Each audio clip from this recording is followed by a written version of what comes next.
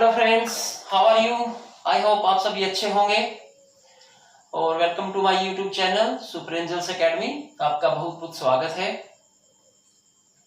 और अगर आप कहीं पर बिजी हैं तो आप अपना सारा काम छोड़ दें और हमारे साथ स्टडी के लिए रेडी हो जाए, क्योंकि आज 10th क्लास का सिविक्स का हमारे पास एक टॉपिक है, lesson first, power sharing. Yes, power sharing ऐसा ये चैप्टर है जो स्टूडेंट्स को बहुत ज्यादा कंफ्यूज करता है और बहुत फर्स्ट चैप्टर है, बिल्कुल पहला चैप्टर है। तो आज स्टार्ट करते हैं, इसके बारे में पढ़ते हैं और बने रहिए हमारे साथ, बड़ा मजा आने वाला है आपको। और साथ ही कंपटीशन एग्जाम्स वाले जो स्टूडेंट्स हैं उनके लिए भी काफी यूजफुल टॉपिक है। और आपको ये जो वीडियो होने वाला है कितना इंटरेस्टिंग होने वाला है, मैं आपको दावे के साथ कह सकता हूँ कि आपने अभी तक ऐसा वीडियो पूरे YouTube पे नहीं देखा होगा। आप चाहे तो सर्च करें, चाहे तो पढ़ने के बाद सर्च करें। तो देखिए, आज आपकी फर्स्ट लेसन की प्रॉब्लम्स साथ साथ नोट्स बनाइए, सोल्व होने वाली हैं। मेरे पास आपकी बुक है डेमोक्रेटिक पॉलिटिक्स, टेक्स्ट बुक है 10th क्लास के लिए। हम इसी का फर्स्ट लेसन जो है स्टार्ट करने वाले हैं, पावर शेयरिंग। ऑन करो इसी। तो दोस्तों, जैसा कि आपको पता है, पावर शेयरिंग जो हमारा सिलेबस में टॉपिक गिवन है उसमें मेनली दो कंट्रीज के बारे में डिटेल हमारे को दी गई है। First is Belgium and the second one is Sri Lanka, our neighbouring country. एक एग्जांपल बेल्जियम का उठाया है यूरोपियन कंट्रीज से, और सेकंड हमारा एशियन कंट्रीज से हमारे को श्रीलंका का टॉपिक एग्जाम में गिवन है।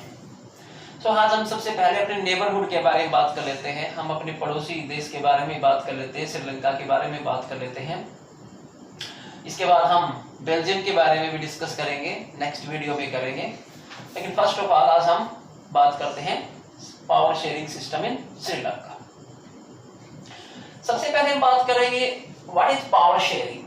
पावर शेयरिंग होती क्या है, एक बड़े इजी वे में आप समझें, बड़े सिंपल क्लियर वर्ड्स में आप समझें कि अगर किसी भी कंट्री के अंदर, इन एनी कंट्री, जितने भी सोशल ग्रुप्स हैं, all social groups must have participation in the political system. They should not feel alienation, any one of them should not feel alienation.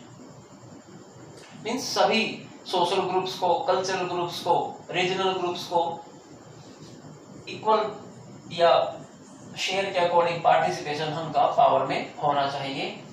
उसको हम कहते हैं पावर शेयरिंग। पावर को बांटना, centralisation नहीं होना चाहिए पावर का किसी एक ग्रुप के हाथ में, बल्कि डिसेंट्रलाइजेशन ऑफ पावर हमारा होना चाहिए। अगर पावर शेयरिंग नहीं है, पर्टिकुलरली इन डेमोक्रेसीज, अगर डेमोक्रेसीज में पावर शेयरिंग नहीं है तो प्रेजेंट सिनेरियो में क्या क्या प्रॉब्लम्स क्रिएट होती हैं अलग अलग डिफरेंट कंट्रीज में। तो आज हम इसी के बारे में पढ़ेंगे। पुराने टाइम में जब डिक्टेटरशिप होती थी तब भी बड़े बड़े डिक्टेटर्स को सेंट्रलाइजेशन के कारण प्राइस पे करना पड़ा था, अपने थ्रोन, अपने किंगडम्स को, इवन अपनी लाइफ को भी गंवाना पड़ा था। आज का जो रिपब्लिक सिस्टम है, हमारा डेमोक्रेटिक सिस्टम है, उसमें पावर शेयरिंग की क्या इंपॉर्टेंस है। अगर पावर शेयरिंग से डिनाई किया जाता है तो उसके क्या कॉन्सिक्वेंसेस हो सकते हैं और वो किसी कंट्री के लिए कितने ज्यादा डेंजरस हो सकते हैं, ये इस लेसन को पढ़ने के बाद आपको पता चल जाएगा। सबसे पहले आप बोर्ड पे देखिए, this is our loving India, हमारा प्यारा भारत है। और भारत से कुछ दूर इंडियन ओशन में हमारा 18 नॉटिकल माइल्स दूर जो समुद्र का एरिया है, ओशियन का जो बीच का वाटर स्ट्रेच है, दैट इज 18 नॉटिकल माइल, क्योंकि वाटर की डिस्टेंस को जो हम नॉटिकल माइल्स में मेजर करते हैं। 18 नॉटिकल माइल्स दूर हमारा श्रीलंका आइलैंड एक कंट्री है, आइलैंडर्स को बोलते हैं, आइलैंड कंट्री है। It is surrounded by water. Very beautiful country है, छोटा सा कंट्री है, इकोनॉमिकली काफी हेल्दी है, कल्चरली काफी हेल्दी है और हमारे नेबरहुड में है। तो हमारा तो इसके साथ काफी अच्छा रिलेशन कभी से ही रहा है। कल्चरल रिलेशन भी रहा है, इवन मोर इन डायनेस्टी के टाइम से हमारा इनके साथ अच्छा रिलेशन रहा है। बात करते हैं टॉपिक के बारे में, बात करते हैं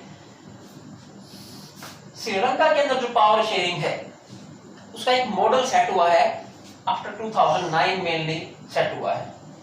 लेकिन 2009 से पहले ऐसे क्या सर्कमस्टांसेस थी श्रीलंका के अंदर कि इतना बड़ा इशू क्रिएट हुआ कि उसको सीबीएसई को अपने सिलेबस में इंक्लूड करना पड़ा। आज हम उसके बारे में देख लेते हैं। Actually Sri Lanka got freedom in 1948 just after India because Sri Lankans were also a colony of British East India Company. So Bharat के साथ साथ श्रीलंका को भी उन्होंने बाद में फ्री किया था। They got independence in 1948. So 1948 to 2009 की आज हम हिस्ट्री पढ़ने वाले हैं श्रीलंका की, उसके अंदर हुआ क्या, और उसके बाद हम फिर क्वेश्चंस के बारे में भी कुछ डिस्कस करने की कोशिश करेंगे कि किस तरह के क्वेश्चंस आपके एग्जाम में आएंगे और वो आप इजीली लिख के याद कर सकते हैं। एक बार एक अपनी अंडरस्टैंडिंग डेवलप कीजिए। देखते हैं। As I told you, Sri Lanka was a colony of British East India Company. 1948 से पहले श्रीलंका जो था ब्रिटिश ईस्ट इंडिया कंपनी की एक कॉलोनी था। जैसे भारत अंग्रेजों के अंडर था ऐसे ही श्रीलंका भी उनके ही अंडर था। ब्रिटिशर्स इसको पूरी तरह से कंट्रोल करते थे। अब थोड़ा यहाँ का हम सोशल सिस्टम देख लेते हैं, कौन कौन से सोशल ग्रुप्स हमारे श्रीलंका के अंदर हैं। देखिए श्रीलंका के अंदर जो मेन मेजोरिटेरियन ग्रुप है, majoritarian, they are Sinhali speakers. 74.9 लगभग 75% के अबाउट जो पॉपुलेशन है वो आपकी सिंहलीज लैंग्वेज बोलती है, तो इन लोगों को सिंहली बोलते हैं, तो इसलिए इनको सिंहलीज भी बोलते हैं। श्रीलंका की जो पॉपुलेशन है दैट इज आज की डेट में 2.17 करोड़, मींस लगभग 2 करोड़ 17 लाख के आसपास पॉपुलेशन श्रीलंका की है। ऑफिशियली जो अनाउंस है उस पॉपुलेशन में से 75%, 74 तो आपकी एनसीईआरटी बुक में भी गिवन है, तो लेटेस्ट आंकड़ा हमारा 74.9% सिंहलीज स्पीकर्स जो है वो मेजॉरिटी के साथ श्रीलंका में रहते हैं। मेजॉरिटी इन लोगों की है, पॉपुलेशन भी इन्हीं की लोगों की है मेजॉरिटी में, और लैंग्वेज भी यही बोलते हैं। ओके, फिर श्रीलंका के अंदर जो मेन कॉन्फ्लिक्ट का इशू रहा है that is between Sinhalese and Tamils. अब श्रीलंका में दो टाइप के तमिल्स हैं। एक तो वहां के श्रीलंकन तमिल्स, नेटिव तमिल्स जो श्रीलंका में ही पैदा हुए हैं और तमिल लैंग्वेज बोलते हैं, उनको बोलते हैं श्रीलंकन तमिल्स। उनकी पॉपुलेशन 11.2% है according to the census of Sri Lankan government, but हमारी एनसीईआरटी बुक्स में नियर अबाउट 13% के आसपास इसका डेटा दिया गया है, तो इट डजंट मैटर। दूसरे हमारे इंडियन तमिल्स हैं। अब ये इंडियन तमिल्स कौन से हैं? इंडियन तमिल्स वो लोग हैं जिनको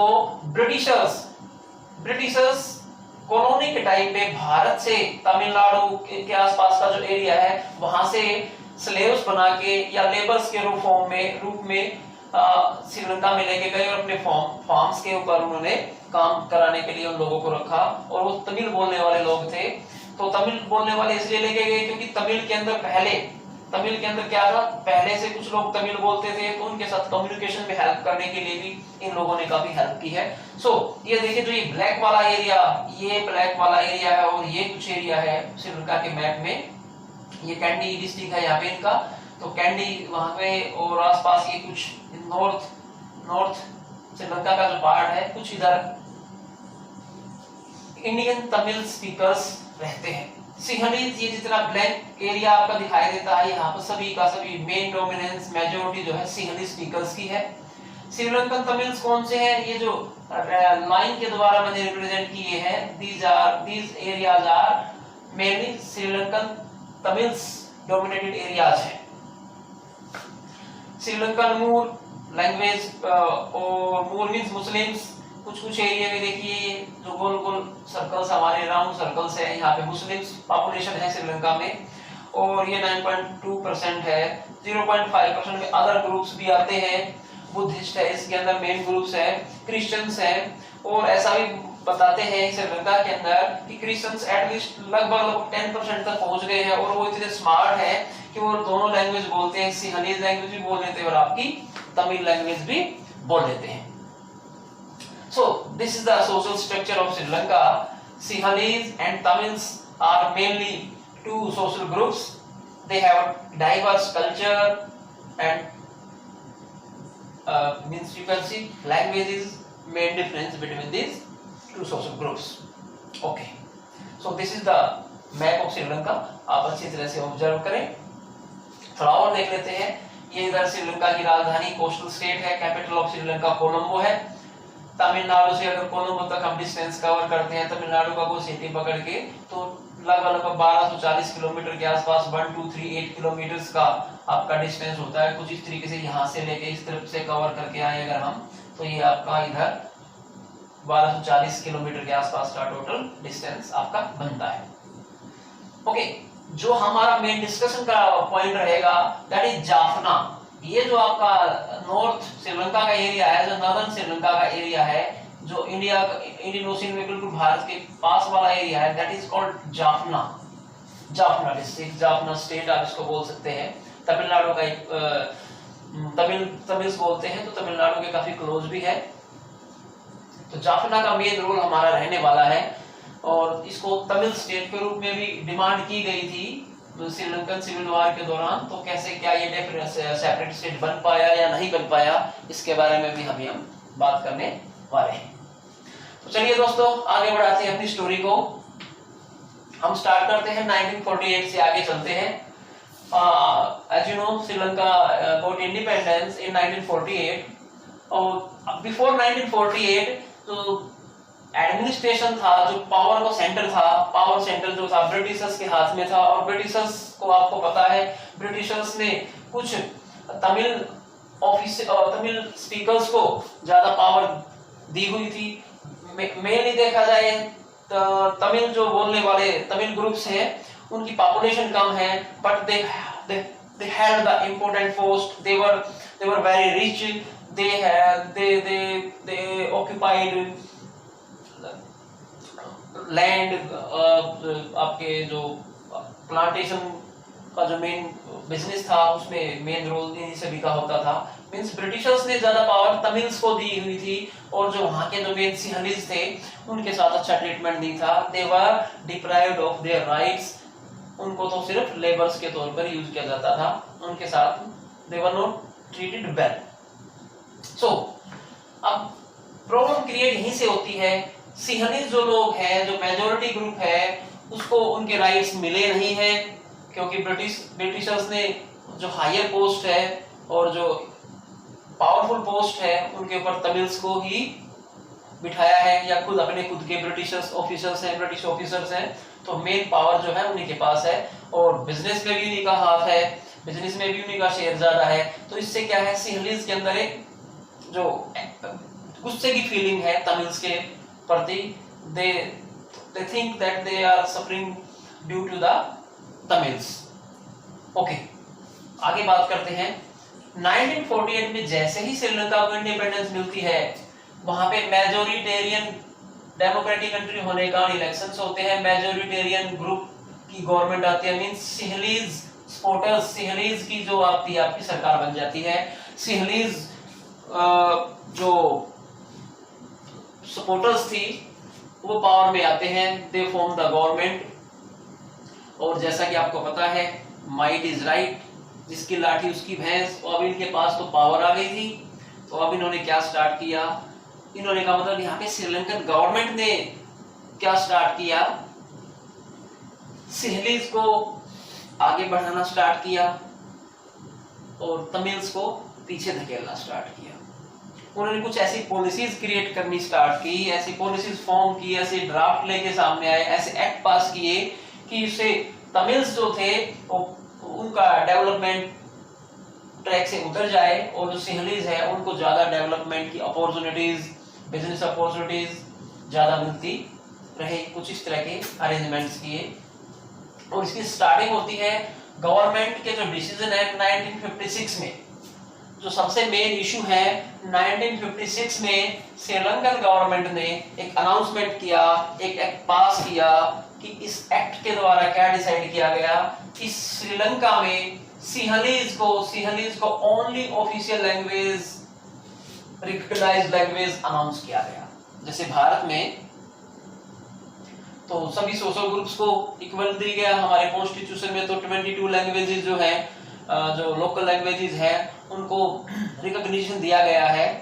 तो हमारे इंडिया में ऐसी प्रॉब्लम नहीं होती, लेकिन यहाँ पर क्या था, गवर्नमेंट ने जो था वो इल इंटेंशन दिखाया, और गवर्नमेंट के इल इंटेंशन का रिजल्ट क्या हुआ कि सिंहलीज को उन्होंने क्या कहा कि भैया सिंहलीज ही श्रीलंका की ऑफिशियल लैंग्वेज है, तमिल लैंग्वेज को कहीं पर भी नहीं यूज किया जाएगा गवर्नमेंट के सिस्टम के अंदर। अब आप देखिए, सपोज कीजिए आप लोग आज इंग्लिश मीडियम के स्कूल्स में पढ़ते हैं, आपको इंग्लिश के ऊपर मास्टरी है, हिंदी के ऊपर भी आपकी मास्टरी है, और आपसे गवर्नमेंट अनाउंस कर दे, आपकी गवर्नमेंट आपके सामने कोई बिल लेके आए और आपको बोले कि भैया आज से तो पूरे इंडिया में सिर्फ और सिर्फ चाइनीज भाषा में या संस्कृत भाषा में ही काम होगा और उन्हीं को जॉब्स मिलेगी, टेस्ट की भाषा भी वही होगी, कंपटीशन टेस्ट की भाषा भी होगी, मीडियम ऑफ आपका जो कॉलेज में स्कूल्स में है सभी वही हो जाएगा, तो आपको कितना प्रॉब्लम फील होगा। तो आप सोच सकते हैं जो तमिल स्टूडेंट्स थे उन्होंने जो तमिल लैंग्वेज के अंदर स्टडी की हुई थी और अब उनको बोला गया कि आपको एग्जाम देना है तो सिंहली लैंग्वेज में देना है, आपको इंटरव्यू फेस करना है सिंहली लैंग्वेज में फेस करना है, जो भी ऑफिशियल काम थे, एडमिनिस्ट्रेशन के जितने भी काम थे वो सभी के सभी आपको सिंहली लैंग्वेज में ही फेस करने पड़ेंगे। अभी इसी से क्या होता है, इससे जो होता है तमिल्स जो होते हैं बड़े नाराज होते हैं, they got angry, they start protest, उन्होंने प्रोटेस्ट किया, बट प्रोटेस्ट काम नहीं आता क्योंकि मेजॉरिटी ग्रुप किसका है, मेजॉरिटी तो सिंहलीज की है, गवर्नमेंट किसकी है, सिंहलीज की है, और जब गवर्नमेंट की इल इंटेंशन खुद गवर्नमेंट ही इसमें इन्वॉल्व है तो फिर प्रोटेस्ट का तो कोई मतलब ही नहीं रहता, कोई मीनिंग ही नहीं रहता, बिल्कुल यूजलेस हो जाता है प्रोटेस्ट तो। So this was the first triggering cause, this was the first reason, first cause behind the problems that were created in Sri Lanka। Government का मेन हाथ था। तो पहला पॉइंट आप ध्यान रखिएगा, श्रीलंका के अंदर सिंहली लैंग्वेज को 1956 में ऑफिशियल लैंग्वेज का एक स्टेटस दिया गया और उसके कारण जो तमिल्स है उन तमिल्स को प्रॉब्लम स्टार्ट हुई। क्या प्रॉब्लम स्टार्ट हुई, इस एक्ट में क्या डिसाइड किया गया कि यूनिवर्सिटी के जो एडमिशंस होंगे कुछ ऐसे भी प्रोविजंस लेके आए कि यूनिवर्सिटी के जो अंदर एडमिशंस होते हैं, कॉलेज के अंदर जो एडमिशंस होते हैं और गवर्नमेंट जॉब्स के अंदर कुछ एडमिशंस होते हैं उनमें मींस ऐसे प्रोविजंस किए गए कि सिंहलीज को ज्यादा सीटें मिले, एक किस्म से रिजर्वेशन टाइप का कुछ उन्होंने सिस्टम बनाया कि गवर्नमेंट जॉब्स के अंदर प्रायोरिटी किसको मिलेगी, प्रेफरेंस किसको मिलेगी, सिंहली लैंग्वेज को मिलेगी। जो सिंहली लैंग्वेज वाले लोग हैं, सिंहली बोलने वाले हैं, सपोज करो आपका इंटरव्यू सिंहली लैंग्वेज में कंडक्ट हुआ तो सिंहली में आप कंफर्टेबल है तो आपके इंटरव्यू में ज्यादा मार्क्स आ गए, तो ऑब्वियसली नेचुरली जो तमिल स्पीकर्स हैं वो पीछे रह जाएंगे, उनके मार्क्स कम आएंगे। ऐसे ही यूनिवर्सिटी के जब एग्जाम्स होते हैं आपके घर पे भी तमिल बोली जाती है, आपके फ्रेंड सर्कल में भी तमिल बोली जाती है, लेकिन यहाँ पर आपको आपकी मैट्रिकुलेशन का एग्जाम या आपने अपना सीनियर सेकेंडरी का एग्जाम तमिल लैंग्वेज में पास किया और आपको सडनली बोला जाता है कि आपको तो अभी कॉलेज में जो स्टडी करनी है उसका मीडियम ऑफ इंस्ट्रक्शन जो है आपका सिंहलीज होगा। तो नेचुरल सी बात है, ये बिल्कुल पार्शियलिटी शो करने वाले एक्ट्स थे जिससे तमिल्स को पीछे करने की पूरी कोशिश की गई। ऐसे जब सिनेरियो क्रिएट हुए तो तमिल्स को जो हुआ, तमिल्स ने अपने आप को बड़ा चीटेड फील किया और वो तो अभी तक तो मेन पावर में थे, लेकिन अब प्रॉब्लम क्रिएट कहां से होने लग गई, गवर्नमेंट के डिसीजन से 1956 के बाद प्रॉब्लम्स होती है। और फिर एक और इस एक्ट में इन्होंने एक और अनाउंसमेंट किया गवर्नमेंट ने, ये तो हो गया एजुकेशन के फील्ड में या और आप इसको बोल सकते हैं इकोनॉमिकली। इकोनॉमिकली तमिल्स को जो है वीक करने की कोशिश की गई कि तमिल्स किसी ना किसी तरह से समहाउ किसी ना किसी तरीके से वो वीक हो जाए, इकोनॉमिकली वीक हो जाए, और जो सिंहलीज है they got the maximum opportunities to prosper. Okay, ये मान लेते हैं कि एक मेन रीजन था, बट उन्होंने क्या किया, गवर्नमेंट ने उनकी कल्चर के ऊपर भी अटैक करने की कोशिश की, कल्चरली भी उनको एक्सप्लॉइट करने की कोशिश की। कैसे? Protection to Buddhism. उन्होंने कहा कि हम बुद्धिज्म को प्रोटेक्शन देंगे, बुद्धिज्म को फोस्टर करेंगे, बुद्धिज्म को जो हम स्प्रेड करने की कोशिश करेंगे, गवर्नमेंट की तरफ से इंडोर्समेंट मिलेगी, हेल्प मिलेगी बुद्धिज्म को ग्रो करने के लिए। और तमिल्स की जो कल्चर्स है, तमिल की लैंग्वेज को तो बिल्कुल ऑफिशियली खत्म कर दिया तमिल्स की, और उनकी कल्चर्स थी जो उसको भी क्या किया, बुद्धिज्म को आगे करने के कारण उनको कल्चर्स को भी उनकी को खत्म करने का एक ट्राई किया गया, एक प्रयास किया गया, एक एफर्ट गवर्नमेंट के द्वारा किया गया। सो क्लियरली इन प्रोविजंस को देखते हुए तमिल्स के अंदर नेचुरली ये तो आना ही था, गवर्नमेंट से दे वर वेरी अनहैप्पी। तब जैसे ही गवर्नमेंट से कोई सोशल ग्रुप है which was the second largest group in Sri Lanka, Tamil speakers was the second largest group in Sri Lanka, so उन्होंने क्या किया, इन चीजों का प्रोटेस्ट स्टार्ट किया। कुछ छोटे मोटे ऑर्गेनाइजेशन जो है वो हमारे खड़े हुए, उन्होंने अपनी डिमांड्स रखी, प्रोटेस्ट किए, लेकिन government did not respond to their demands.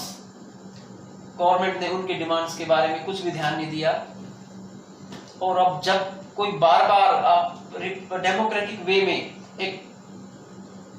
एक लिबरल वे में जब आपसे डिमांड की जाती है गवर्नमेंट से कि हमारी कुछ एक्सपेक्टेशंस है, हमारी कुछ प्रॉब्लम्स है, उन प्रॉब्लम्स को एड्रेस किया जाए, उन प्रॉब्लम्स को एड्रेस करके उनका सॉल्यूशन किया जाए, तो नेचुरल सी बात है, अगर आप बार बार किसी से कुछ डिमांड करते हैं और अपनी सुप्रीम पावर जो है, आपकी गवर्नमेंट जो है, उससे आप डिमांड करते हैं और फिर भी आपको रिजल्ट नहीं मिलता, तो आप क्या सोचते हैं? श्रीलंकन्स के जो श्रीलंकन तमिल्स थे और इंडियन तमिल्स थे, जो तमिल स्पीकर्स थे, उनके दिमाग में एक आइडिया स्ट्रिक कर गया कि हमारे को तो सेकंड क्लास सिटीजन की तरह ट्रीट किया जाता है। उनको ऐसा रियलाइज कराया गया कि you are not Sri Lankans, you are not the citizens of Sri Lankans. उन्होंने अपने आप को ये मानना स्टार्ट कर दिया कि we are being treated as second class citizens, कि हम श्रीलंका के निवासी नहीं है, श्रीलंकन गवर्नमेंट हमारे को श्रीलंका का पार्ट नहीं मानती है, हमें श्रीलंका का नागरिक नहीं मानती है। तो उन्होंने सोचा कि भैया अब तो कुछ ना कुछ करना ही पड़ेगा, अगर गवर्नमेंट सीधे तरीके से नहीं मान रही है तो हमारे को दूसरा तरीका बनाना पड़ेगा। और दूसरा तरीका क्या है? दूसरा तरीका तो भैया भगत सिंह वाला तरीका है। भगत सिंह ने क्या किया था? बॉम्ब ब्लास्ट किया था, अपने ग्रुप्स बनाए थे, इंसर्जेंट ग्रुप्स बनाए थे।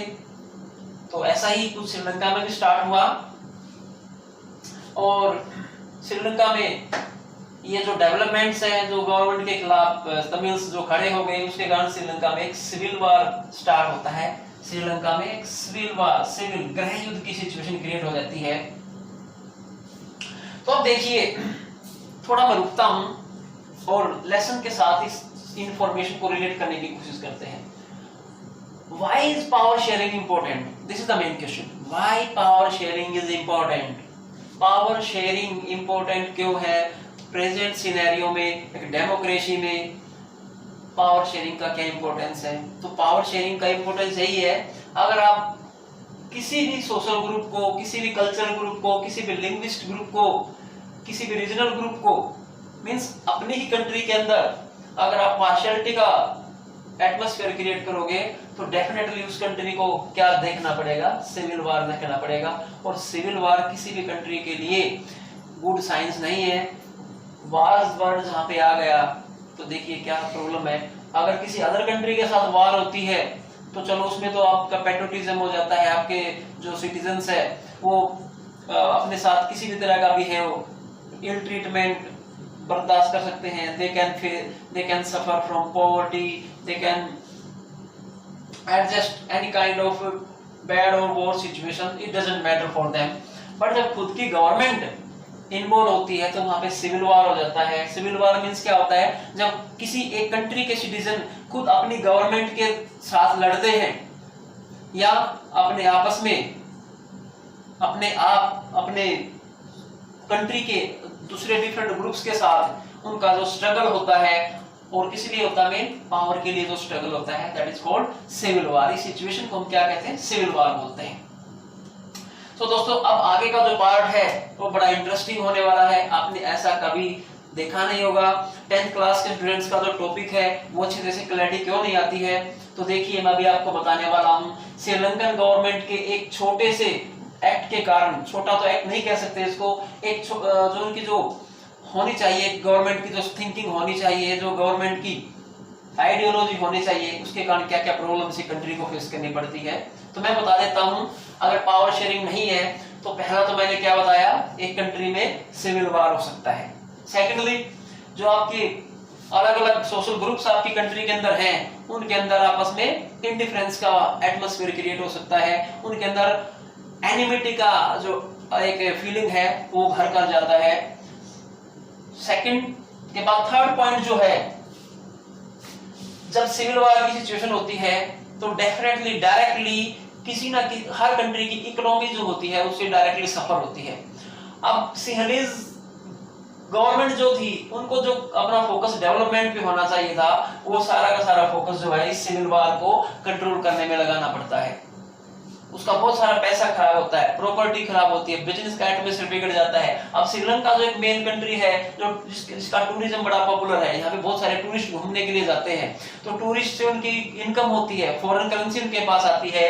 सो अगर किसी कंट्री में पीसफुल एनवायरनमेंट नहीं है तो नेचुरली वहां पे टूरिस्ट जाएंगे ही नहीं। तो श्रीलंका के साथ भी ऐसा हुआ, वहां पर जो इकोनॉमी में जो टूरिज्म का जो शेयर था वो बिल्कुल जीरो हो गया, इकोनॉमिकली लॉस हुआ।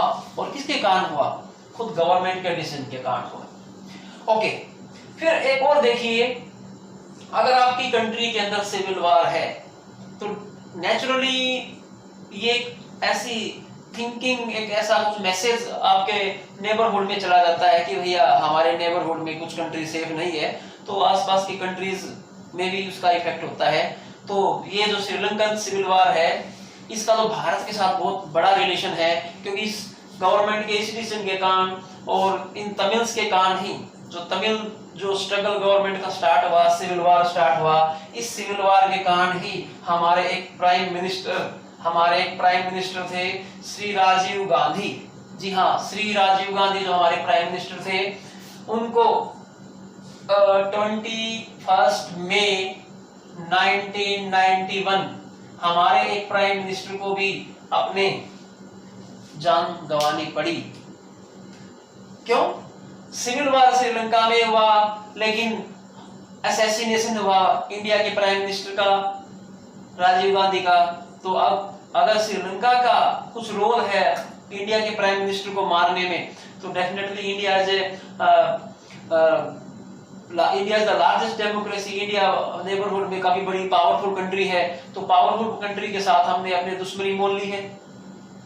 तो इसलिए कहते हैं कि गवर्नमेंट के अंदर कुछ ऐसे पॉलिटिशियंस होने चाहिए जो दूर की सोच रखते हो, जिनकी सोच काफी एडवांस हो, काफी रेशनल थिंकिंग हो, वो हर तरीके से लॉस प्रॉफिट के बारे में सोचे, उनकी फॉरेन पॉलिसी के ऊपर जो क्लैरिटी होनी चाहिए, काफी पकड़ होनी चाहिए। तो ये सब कुछ होना चाहिए। चलो ये आगे की बातें हैं, लेकिन 10th क्लास स्टूडेंट्स बड़ा एंजॉय कीजिए। आपके लिए भी देखिए क्या होता है श्रीलंकन सिविल वार में, क्या प्रॉब्लम होती है।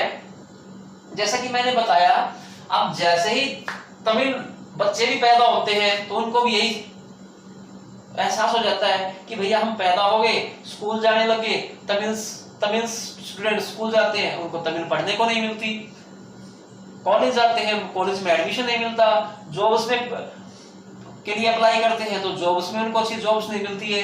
तो यहाँ पे बहुत ही ज्यादा टेंस सिचुएशन हो जाती है, बहुत ही ज्यादा प्रॉब्लम वाली सिचुएशन क्रिएट हो जाती है। तब क्या होता है, श्रीलंका में तमिल्स और सिंहलीज बिल्कुल एक दूसरे के फेस टू फेस हो जाते हैं कि अब तो आर या पार होने वाला है। बिल्कुल जैसे इंडिया के जो लोग थे ब्रिटिश ईस्ट इंडिया कंपनी के साथ आंदोलन करके, मूवमेंट करके आर्या पार लड़ने के लिए, मरने के लिए तैयार थे। तो इनके लिए भी, तमिल्स के लिए भी डू और डाई सिचुएशन क्रिएट हो गया था। तो इन्होंने, इनका होता क्या है, इन्होंने कहा कि हमारे को तो भैया राइट्स चाहिए, लेकिन each and every time their demands were rejected, ignored, they were totally ignored by the government। लेकिन ऐसे सिचुएशन लंबे समय तक नहीं चलती। श्रीलंका में होता क्या है, ये एक मैं आपको डेट बता रहा हूं, देखिए 26 नवंबर 1954, जी हाँ ये देखिए 26 नवंबर 1954, ये ऐसी डेट है जो आपको सोने नहीं देती। इसके बारे में अगर आप सर्च करेंगे तो बड़ा मजा आएगा। ये है क्या डेट, 26 नवंबर 1954। ये वो डेट है जिस दिन वेल्लू पिल्लई प्रभाकरन का जन्म हुआ था श्रीलंका में। Who is this gentleman Velupillai Prabhakaran? ये है कौन? ये महान आदमी जो हम इतनी इंपॉर्टेंस को दे रहे हैं, ये था कौन? कौन था भैया? वेल्लू पिल्लई प्रभाकरन श्रीलंका में एक टेररिस्ट ग्रुप का हेड था। He was a terrorist। वो अपने आप को फ्रीडम फाइटर बोलता था श्रीलंका के अंदर। जैसे भगत सिंह हमारे अपने देश की आजादी के लिए लड़ रहे थे, वो अपने आप को फ्रीडम फाइटर बोलते थे, बट ब्रिटिश गवर्नमेंट उनको टेररिस्ट बोलती थी। ठीक उसी तरह से श्रीलंका में वेल्लू पिल्लई प्रभाकरन अपनी गवर्नमेंट के खिलाफ लड़ाई करता था, स्ट्रगल करता था। तो लेकिन उसके जो मेथड्स थे, they were violent methods। उसके जो मेथड्स थे वो violent थे, क्रांतिकारी थे। वो वायलेंस को सपोर्ट करता था। और इस वेल्लू पिल्लई प्रभाकरन ने ही हमारे प्यारे प्रधानमंत्री मिस्टर राजीव गांधी को बम ब्लास्ट में मरवाया था। तो दिस वाज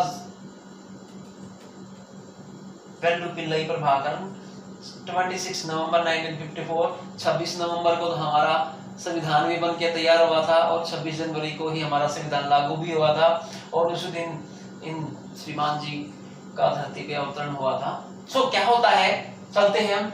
वेल्लू पिल्लई प्रभाकरन जो है, इनका जन्म होता है 1954 में और 1948 में श्रीलंका आजाद होता है। और जैसे ही ये स्कूल जाने के लायक होता है, तो देखिए 1954 में इसका बर्थ हुआ है, तो 5-6 साल के बाद स्कूल जाने की कोशिश करता है। तो देखिए 1956 में इसके जन्म के साथ साथ ही लगभग ये गवर्नमेंट का जो एक्ट है वो पास होता है। और धीरे धीरे आने वाले 5-4 सालों में गवर्नमेंट के एक्ट के खिलाफ एक एंटी गवर्नमेंट एटमॉस्फेयर क्रिएट होता है।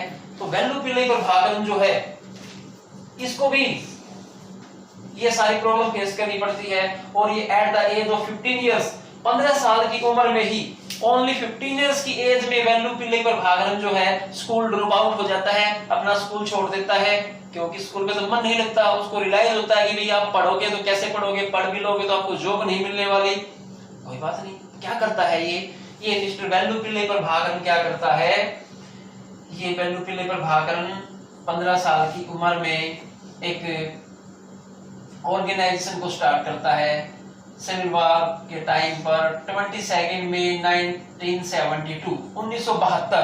अब ये देखिए 1954 में इसका बर्थ हुआ है और 54 में बर्थ हुआ है, 54 और 20 74, यानी कि 18 इयर्स की एज में, 17 से 18 इयर्स की एज में ये अपना एक TNT नाम से ग्रुप बनाता है, तमिल न्यू टाइगर्स के नाम का एक ग्रुप बनाता है। और ये एक मिलिटेंट ग्रुप होता है। कैसा ग्रुप होता है? मिलिटेंट मींस क्रांतिकारी ग्रुप, आतंकवादी टाइप का मिलिटेंट ग्रुप होता है। मिलिटेंट या इंसर्जेंट ग्रुप होता है। क्या होता है ये? इंसर्जेंट मींस ऐसे ग्रुप जो वॉयलेंस को प्रेफरेंस कर देते हैं, जो अटैक करने में बिलीव करते हैं, जो वेपन्स का यूज करते हैं, वो खाली मूवमेंट नहीं चलाते, उनका जो मूवमेंट होता है वॉयलेंट मूवमेंट होता है। मिलिटेंट ग्रुप या इंसर्जेंट ग्रुप आप इसको बोल सकते हैं। सो अगर आपका क्वेश्चन पूछा जाता है कि what was TNT was a militant group in Sri Lanka, it was formed on 22 में 1972 during the Sri Lankan civil war. और ये किसने फॉर्म किया था? वेल्लू पिल्लई प्रभाकरन ने। तो देखिए 17 इयर्स की एज में, जिस एज में हमारे स्टूडेंट्स पबजी के अंदर बिजी रहते हैं, उनको पता ही नहीं है देश में क्या हुआ है। ये वेल्लू पिल्लई प्रभाकरन कितना अवेयर था अपने राइट्स को लेके। इसने एक ऑर्गेनाइजेशन बनाया और इस ऑर्गेनाइजेशन के थ्रू गवर्नमेंट को अपनी डिमांड रखी कि भैया हमारे को राइट्स चाहिए, हमारे को राइट्स चाहिए। बट होता क्या था, डिमांड करने से मिलता क्या था, रिजल्ट वाज जीरो। उसकी डिमांड्स को डिक्लाइन कर दिया गया, हिज डिमांड्स वर टर्न डाउन। अब वेलुपिल्ली प्रभाकरन को ये रियलाइज हो जाता है कि भैया अब तो बात नहीं बनने वाली। कुछ साल स्ट्रगल चलता है, कुछ और पॉलिटिकल छोटे छोटे ग्रुप्स थे, आउटफिट्स थे, वो भी इनके साथ मिलकर डिमांड रखते हैं, लेकिन रिजल्ट बिल्कुल जीरो आता है। तो फिर क्या करता है वेलुपिल्ली प्रभाकरन, इस टीएनटी ग्रुप को खत्म कर देता है और एक अपनी नया ग्रुप को तैयार करता है, LTTE, जो आपके सिलेबस में है, जो 10th क्लास की बुक में है, LTTE, लिबरेशन तमिल टाइगर्स इलम, ई फॉर इलम। ये देखिए वर्ड है आपका इलम, मैं आपका लिख के दिखाता हूं यहाँ पे, इलम। इलम, इलम का मतलब होता है स्टेट, स्टेट यानी कि कंट्री। जी हाँ, वेलुपिल्ली प्रभाकरन ने अपने टीएनटी को कन्वर्ट किया LTTE, लिबरेशन तमिल टाइगर्स इलम।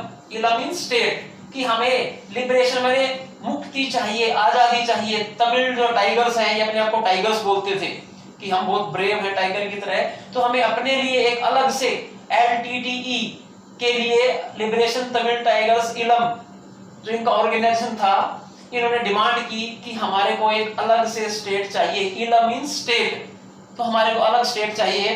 अगर आप हमारे को हमारे राइट्स नहीं देना चाहते, आप चाहते हैं कि सिंहलीज का ही डेवलपमेंट हो, तो आप कीजिए, ऐसा कीजिए, बट हमारी डिमांड्स है, हम भी इस कंट्री के सिटीजन्स हैं, हमारे साथ आप ऐसा इल ट्रीटमेंट नहीं कर सकते, आप अपना डेवलपमेंट कीजिए, बट हमारे को क्या चाहिए, we need a separate Tamil state, जहां पे तमिल बोलने वाले ज्यादा लोग हों, तमिल बोलने वाले लोगों के लिए अलग से एक स्टेट हमारे को दिया जाए। और ये जो मैंने मार्क किया है लाइन से, ये टाइगर वाइज जैसी लाइन है, तो ये जो एरिया है, ये इस एरिया की डिमांड वेलुपिल्ली प्रभाकरन ने की और अपनी डेथ के टाइम तक 19 मई 2009 को उसकी डेथ हुई थी श्रीलंकन आर्मी के साथ लड़ते हुए। टिल दैट डेट इसने अपनी डिमांड्स के साथ कोई कॉम्प्रोमाइज नहीं किया, कोई समझौता नहीं किया, अपनी डिमांड को इसने ऐसे ही बनाए रखा। तो देखिए, अब फिर से हम इसको लेसन से रिलेट करते हैं। ये सभी प्रॉब्लम्स क्या है, किसी देश में, किसी कंट्री के अंदर, देश के अंदर सिविल वॉर स्टार्ट हो गया, मिलिटेंट ऑर्गेनाइजेशन बन गई, और मिलिटेंट ऑर्गेनाइजेशन बनने के बाद उन्होंने एक कंट्री के बाइफर्केशन की भी डिमांड रख दी कि हमारे को एक अलग कंट्री चाहिए। तो भैया ये सब हो किस कारण रहा था, सिर्फ और सिर्फ जो है इस एक्ट के कारण हो रहा था, गवर्नमेंट की नासमझी के कारण होता है। सो पावर शेयरिंग न करने के कारण होता है। तो देखिए पावर शेयरिंग कितना मस्ट है, पावर शेयरिंग नहीं करने से क्या क्या प्रॉब्लम्स होती है, ये आपके सामने है। अगर आज हमारे देश में जम्मू एंड कश्मीर को अलग स्टेट बनाने की, अलग कंट्री बनाने की मांग करते थे, तो हम उसको सपोर्ट नहीं करते थे ना, बिल्कुल भी। तो ऐसे ही श्रीलंकन गवर्नमेंट ने भी जब इन्होंने कहा कि जो जाफना वाला एरिया, जाफना इस एरिया को, जो इंडिया के पास लगता हुआ एरिया है, इसको, ये जाफना और बाकी कुछ सिटी जो तमिल डोमिनेटेड है, कि भैया हमारे को इसको मिला के, इतने एरिया को मिला के हमारा अलग कंट्री बना दीजिए। बट ऑब्वियसली कोई भी कंट्री अपनी जमीन को अपने देश में से अलग देश बनने के लिए एग्री नहीं होती। ऐसा ही श्रीलंका में हुआ। वेलुपिल्ली प्रभाकरन की डिमांड बिल्कुल सिरे से खारिज की गई और उसको एक एंटी नेशनलिस्ट घोषित किया गया कि भैया ये जो आदमी है ये तो बिल्कुल एंटी नेशनलिस्ट है। लेकिन ये तो तमिल लोगों की नजर में हीरो था, वहां पे तमिल लोगों की नजर में हीरो था, कि वहां से फ्रीडम फाइटर, और बहुत सारे तमिल जो लोग हैं इसके साथ जुड़ जाते हैं और ये काफी स्ट्रॉन्ग लीडर हो जाता है। और इस एरिया के ऊपर, क्योंकि ये इसका नेटिव एरिया था, इस एरिया के ऊपर इसका काफी कंट्रोल होता है। यहाँ पर श्रीलंकन आर्मी को इतनी बड़ी प्रॉब्लम फेस करनी पड़ी है क्योंकि यहाँ पे जंगली एरिया है, जंगल है, आइलैंड्स है, तो ऐसे एरिया में, पहाड़ी एरिया में, जंगली एरिया में आर्मी को ऑपरेशंस करने में बड़ी प्रॉब्लम हुई। तो वेलुपिल्ली प्रभाकरन ने 1976 से लेकर 2009 तक श्रीलंकन गवर्नमेंट को नाक चने चबाए और बड़ी परेशानी फेस श्रीलंकन गवर्नमेंट को करनी पड़ी। सो अब आगे क्या डेवलपमेंट्स होते हैं, पावर शेयरिंग न करने के कारण, डियर स्टूडेंट्स याद रखिए, पावर शेयरिंग नहीं होने के कारण क्या प्रॉब्लम्स होती है, तो कुछ मैंने बताई। अब होता क्या है, क्या डेवलपमेंट्स होते हैं 1980 के अंदर, गुरिल्ला अटैक स्टार्ट कर देते हैं। जब इनको कहा लगा कि हमारे से कुछ भी नहीं बन पा रहा है, तो इन्होंने गुरिल्ला अटैक्स करने स्टार्ट किए। एलटीटी ने गुरिल्ला अटैक स्टार्ट किए। गुरिल्ला का मतलब छिपकर अटैक करना किसी के ऊपर। जैसे हमारे जम्मू एंड कश्मीर में जो टेररिस्ट होते हैं वो आर्मी के ऊपर छुपकर अटैक करते हैं, तो इसको हम गुरिल्ला अटैक बोलते हैं, छुपकर अटैक कर देना। तो गुरिल्ला अटैक स्टार्ट हुए, तो यहां से बिल्कुल ये टारगेट पे आ गए soldiers, Sinhalese, Tamil state target पे आ जाते हैं। मींस एलटीटी ने ये डिसाइड कर लिया कि अब हम कॉम्प्रोमाइज नहीं करेंगे, अब तो हमें डू डाई सिचुएशन है और हमें तो तमिल स्टेट चाहिए। और इसी सीरीज में 23 जुलाई 1983 को इन्होंने मिलिट्री के एक ग्रुप पे अटैक किया और उसमें कुछ 20 के आसपास सोल्जर्स जो हैं उनके मारे जाते हैं। और यहीं से स्टार्ट होती है मेन प्रॉब्लम कि भैया इनको रिकॉग्निशन मिलती है कि भाई वैल्यू पिले पर भागरन भी कुछ चीज है।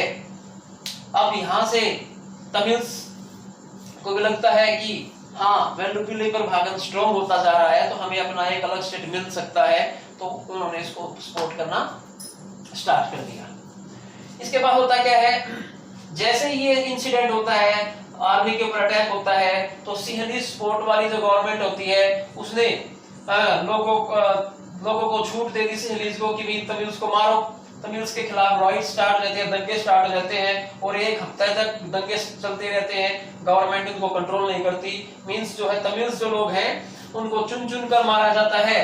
उनको ये ढूंढ के जो है सिंहलीज लोग और साथ में जो आर्मी होती है वो उनको मारना स्टार्ट कर देती है।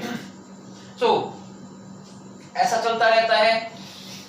तो अब सिचुएशन क्या क्रिएट होती है, जब ये श्रीलंका में तमिल लोगों को मारा जाता है 1983 के बाद। अब देखिए 1983 और 1987 के बीच में क्या होता है, बहुत सारे जो तमिल्स हैं, ये जो तमिल लोग हैं ये भाग के बहुत सारे लोग इंडिया के तमिलनाडु में आते हैं और ये हमारे से कहते हैं वी नीड शेल्टर, हमें यहाँ पे रहना है।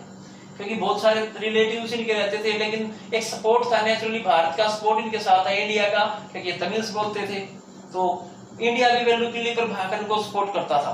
स्टार्टिंग में इंडिया जो था वेल्लू पिल्ली प्रभाकरन को सपोर्ट करता था। इवन बहुत सारी कंट्रीज इसको सपोर्ट करती थी, कुछ कंट्रीज इसको हथियार भी बेचती थी, तो इसलिए वो सपोर्ट करते थे।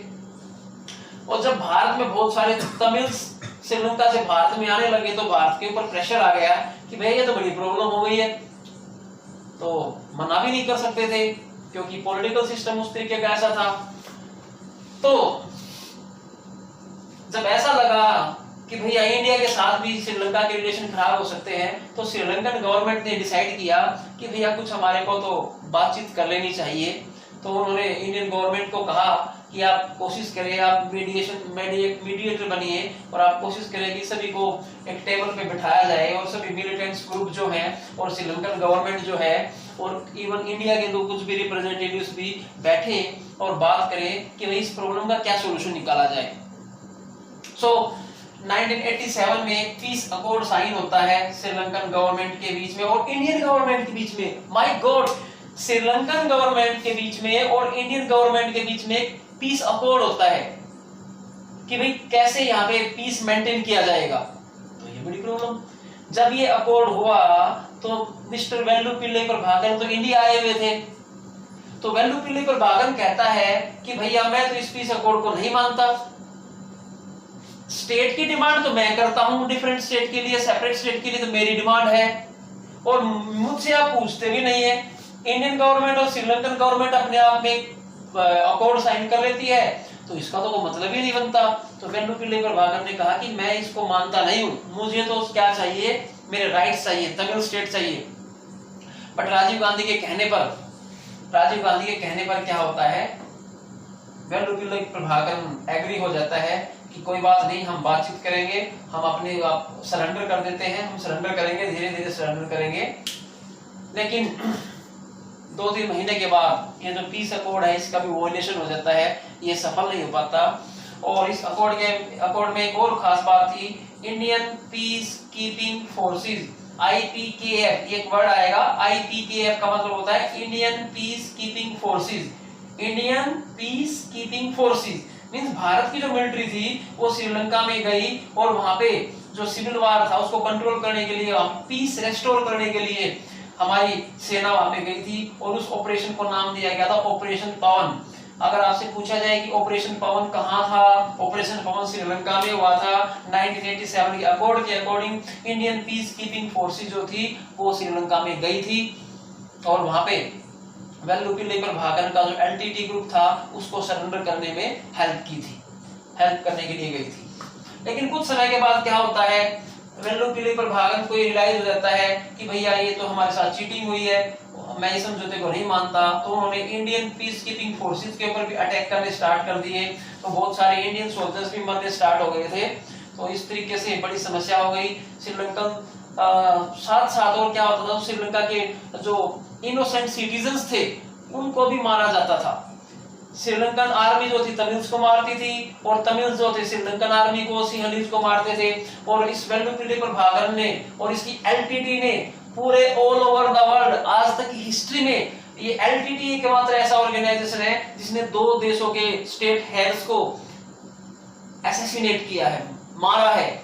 इन्होंने श्रीलंका के प्रधानमंत्री, president of Sri Lanka R Premadasa को भी बम ब्लास्ट में उड़ाया था।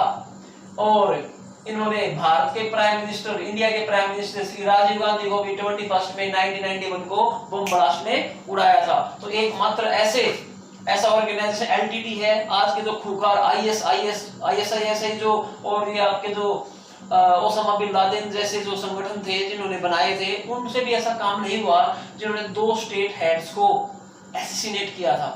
कितने पावरफुल ये लोग थे, कितने जबरदस्त मिलिटेंट ये लोग थे। तो देखिए इनकी पहुंच क्या थी। तो खैर ये सभी बैड इंसिडेंट होते हुए भी श्रीलंका की जो प्रॉब्लम्स है वो बढ़ती जा रही है। पीस अकॉर्ड की भी जो है वायलेशन हो जाती है। अब सिचुएशन आती है कि भैया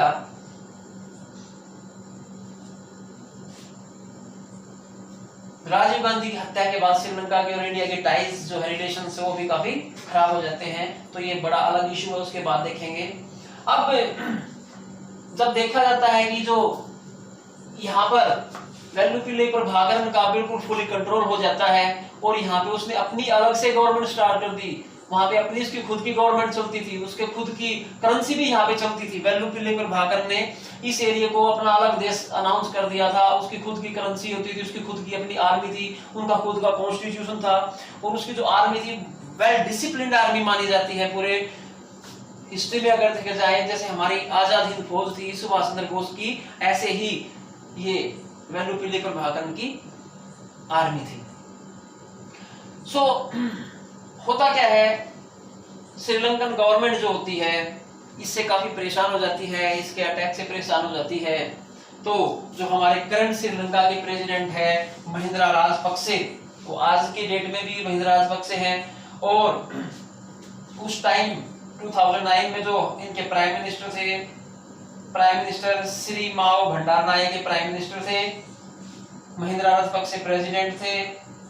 तो इन्होंने ऑर्डर दिए आर्मी को कि भैया किसी भी कीमत पे वेल्लुपिल्ली प्रभाकरन या LTT को तो खलास करना है, फिनिश करना है, इनको तो खत्म करना है। और एक स्पेशल ऑपरेशन जो था मिलिट्री के द्वारा चलाया जाता है और उस मिलिट्री के ऑपरेशन में बिल्कुल श्रीलंकन जो आर्मी है वो LTT के खिलाफ लड़ाई स्टार्ट कर देती है और 2-3 महीने के अंदर इस पूरी LTT ग्रुप का सफाया कर देती है। विद द डेथ ऑफ 2009 में 19 मई 2009 में वेल्लुपिल्ली प्रभाकरन की डेथ के साथ ही क्या होता है, LTT का सफाया हो जाता है और श्रीलंका का जो सिविल वार है उसका एंड होता है। तो this was the main story about the Sri Lankan power sharing problem. तो दोस्तों अब हम देखेंगे कि इसमें किस तरीके के क्वेश्चन आते हैं। आपके पास सारी इंफॉर्मेशन आ गई है, कोई डाउट आपका रहना नहीं चाहिए। आप इसका स्क्रीनशॉट भी ले सकते हैं और वीडियो को पॉज करके अलग अलग पॉइंट्स अपने नोट्स कर सकते हैं। इंपॉर्टेंट डेट्स मैंने बताई हैं, श्रीलंका की सिविल वार में किसका क्या रोल है, क्या ऑर्गेनाइजेशन है। सो आपकी बुक्स में जो गिवन है उससे तो ज्यादा ही आपके पास इंफॉर्मेशन आ गई है, तो आप इसको अच्छी तरह से रिवाइज करें और इस इंफॉर्मेशन को कोशिश करें कि एग्जाम में जब क्वेश्चन आप लिखो तो कुछ इसमें से यूज की जाए और एज इट इज कॉपी ना करें, सभी की सभी चीजें कुछ इसमें से ऐड करें और अच्छा एक आप क्वेश्चन आपका जो है उसको फॉर्म करें, आंसर फ्रेम करें और तब आप लिखेंगे तो आपको बिल्कुल डेफिनेटली 100% मार्क्स मिलेंगे। सो श्रीलंका का मैप भी आपके सामने है, सोशल ग्रुप्स के बारे में हमने बता दिया, श्रीलंका की फ्रीडम के बारे में बता दिया, एलटीटी के बारे में बता दिया, टीएनटी के बारे में बता दिया, गवर्नमेंट के एक्ट के बारे में आपको बता दिया, क्या टेंशन थी उसके बारे में बता दिया, मिलने पर भागने के बारे में कुछ आपको आइडिया दिया है, सिविल वार में क्या क्या इंसिडेंट हुए, गुरिल्ला अटैक्स के बारे में क्या हुआ ये भी आपको बताया है। सो पीस अकॉर्ड के बारे में बताया आपको, राजीव गांधी की हत्या के बारे में बताया आपको, वैल्यूएबल डेथ के बारे में, ऑपरेशन पवन के बारे में बताया, आईपीकेएफ के बारे में भी बता दिया आपको। सो अभी आपकी रिस्पॉन्सिबिलिटी बनती है कि आप इसको बड़े कूल एंड काइम माइंड से किसी कॉर्नर में बैठ के अच्छी तरीके से तैयार करें, अच्छी तरह के अपने नोट्स तैयार करें और इनको लर्न करें, लर्न बाय हार्ट। डेफिनेटली आपको अच्छे मार्क्स मिलने वाले एग्जाम में, इसमें कोई शक नहीं है, नो डाउट, बिल्कुल भी नहीं है। सो आज के वीडियो में काफ़ी आपको मैंने बता दिया है, आज की वीडियो में इतना ही है। नेक्स्ट वीडियो में हम बेल्जियम के जो पावर शेयरिंग का सिस्टम है उसके बारे में भी बात करेंगे। तो हमने पहले अपने यूरोप के साथी को छोड़ के अपने पड़ोसी के बारे में बात की है। सो मिलते हैं नेक्स्ट वीडियो में, और मैं आपसे बहुत बार अपील कर चुका हूँ, फिर से एक बार आपसे अपील है कि हमारे चैनल को सब्सक्राइब करें, शेयर करें, लाइक करें। और ये हमारे जो 10th क्लास के स्टूडेंट है उनको आज लॉकडाउन के टाइम पे बहुत ज़्यादा रिक्वायरमेंट है, उनको क्वालिटी एजुकेशन नहीं मिल पा रही है, उनको अच्छी एजुकेशन नहीं मिल पा रही है। तो हमारा एक एफर्ट है, हमारा एक प्रयास है कि सभी बच्चों के पास वैल्यूएबल इंफॉर्मेशन पहुंचे, उनकी पढ़ाई बिल्कुल भी ना रुके। तो हम सभी टीचर साथियों की, पेरेंट्स की, सभी की रिस्पॉन्सिबिलिटी है कि भाई मेरा वीडियो आपको यूजफुल लगता है तो मेरे चैनल को भी उनको शेयर करने के लिए बोले, सब्सक्राइब करने के लिए बोले। कहीं और से आपको अच्छी इंफॉर्मेशन मिलती है तो आप उनको उसके बारे में भी बताएं। बट प्लीज आपसे रिक्वेस्ट है कि इस चैनल को सब्सक्राइब करें, वीडियो को ज़्यादा से ज़्यादा शेयर करें, क्योंकि ये आपकी जो इन्फॉर्मेशन है आपको YouTube पे बहुत कम देखने को मिलेगी और बच्चों को बार बार अलग अलग बुक्स पढ़ने की, बुक्स खरीदने की जरूरत नहीं पड़ेगी, क्योंकि कुछ स्टूडेंट्स की इकोनॉमिकल कंडीशन भी अच्छी नहीं है। तो सभी के पास फ़ोन घर में है और इस इंफॉर्मेशन से मोर देन इनफ है ये 10th क्लास में श्रीलंकन पावर शेयरिंग सिस्टम के बारे में। और हम कोशिश करेंगे कि कुछ क्वेश्चंस आंसर्स के बारे में भी हम लिस्ट प्रोवाइड कराएंगे, कौन से क्वेश्चंस आपको लर्न करने हैं, लेकिन उसके आंसर लिखने के लिए ये मैटर आपको चाहिएगा। तो सभी से रिक्वेस्ट है चैनल को शेयर करें, सब्सक्राइब करें। और मेरे टीचर साथियों से तो मेरी खासकर अपील है कि वो स्टूडेंट्स की वेलफेयर को ध्यान में रखते हुए इस वीडियो को अपनी क्लास के स्टूडेंट्स में ज़्यादा से ज़्यादा शेयर करें। और मिलते हैं नेक्स्ट वीडियो में, till then bye, thank you very much, have a nice day.